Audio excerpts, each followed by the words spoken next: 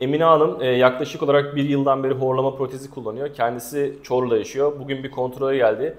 Hemen kendisine soralım. Protezden önce ne gibi sıkıntıları vardı? Protezden sonra neler değişti? Hocam çok teşekkür ediyorum bu arada bu protez işini yaptığınız için. Ben daha önce uyku uyuyamıyordum. Yani rahat uyuyamıyordum, nefes alamıyordum. Uyku apnesi vardı bende. Protezi kullanmaya başladım. Sanki hiç uyumamışım o zamana kadar. Yani protezin sayesinde uykunun tadını aldım desem yalan değil. Evet. Bu Peki ara sizce protezi kullanmak zor mu? hayır, hiç zor değil. Evet. Bak ben de Çorlu'dan geldim. Evet. Hemen sabah geldim.